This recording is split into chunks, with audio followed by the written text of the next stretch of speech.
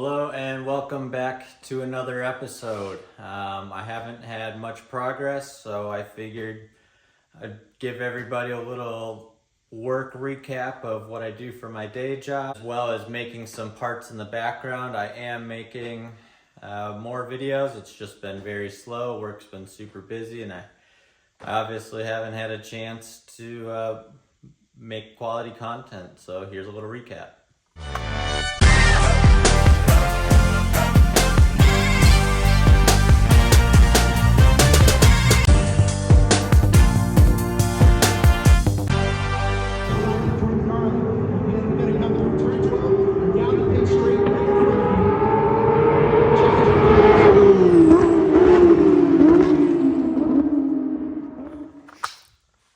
Now that you've seen a little bit behind the scenes of what I do as a day job, let's jump into the projects I've been working on here back at the shop.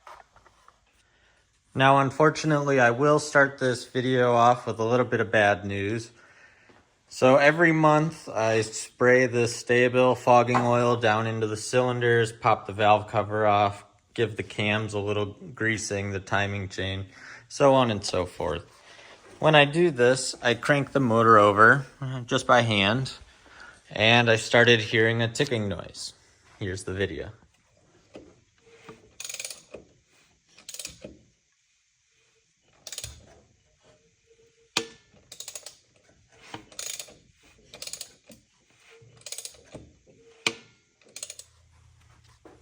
So I found the culprit of the clicking noise is this billet cam housing that's supposed to be stronger.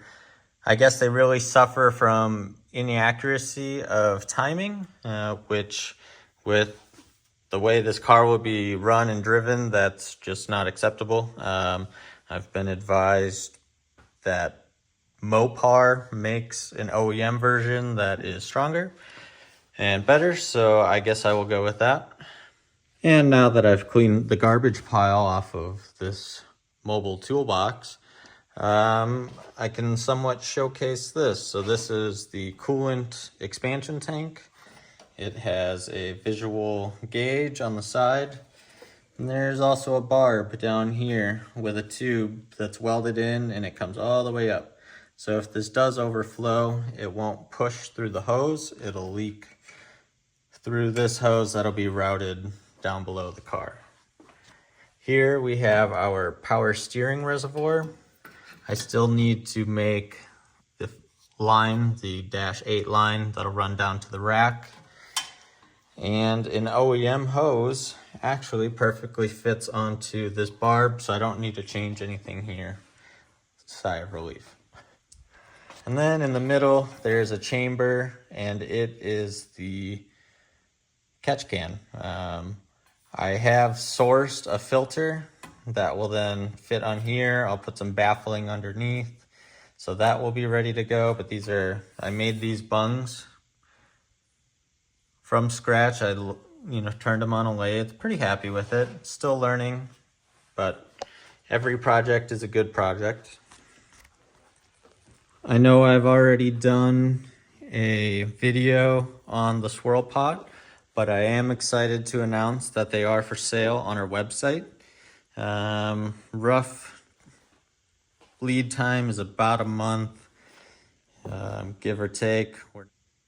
And if we're staying in the engine bay, we will move to our side table here, where we are trying to fit in our air filter. Now I'm currently in the process of filming that video and actively making it, so make sure to stay tuned if you want to watch part 2 of me getting our composite intake system finished up. Now if we move back down to the suspension, I've got all 4 fender wells completely covered. From when I seam welded it, it burnt through, so I cleaned all of that off, painted it so it won't rust. I used POR 15, so it's pretty stout. It should hold together fairly well. I also finished up the front brake kit which again is now for sale on our website. It's meant to fit under a 15-inch wheel. It's an 1.25 inch thick rotor, curved vanes from Wilwood. There's plenty of options. These are just a blank one. Figured they were the best for mock-up. The hats will be custom machined by me to fit the clearance for the hub. Then you get a solid 4-piston caliper, mega thick brake pads so they last quite a long time. With our kit, you'll also get the 90, you'll get the braided line. I'm designing a bracket that will bolt off of the bolt to hold that nice and firm. But here is our brake bracket. Badger Parts out of Wisconsin did an amazing job on these. Good turnaround time. Again, the wait time for this brake kit is around a month. There is some custom machining having to be done. I won't give away all the secrets, otherwise you guys can just make them yourself. But do check out the website, they are for sale. So with this rear Wilwood kit, we'll get a 2-piston caliper, quite a bit of clamping force. Again, we'll get a vaned rotor. Wilwood sells a ton of different options, so if you're looking to spend more money, same as the front, you can get better rotor rings. The hat, again, will be machined to fit the OEM hub since it's a bit bigger. With the rear as well as the front, Hawk Performance, everybody else, they all make a ton of this backing plate number, front and rear. So there's a whole range of brake pads that are all fairly affordable. So plenty of good options with these brake kits. This is still in prototype. I'm still working on spacing and what have you in the rear. I might have to do some minor modifications to the caliper itself, but nothing too extensive. Underneath the car, we've got the exhaust back in. Along with the exhaust, we did get the drive shaft and all of the heat shielding bolted back in. You can see our composite fuel tank protector in place. Fits with the OEM straps, the OEM prop shaft shield.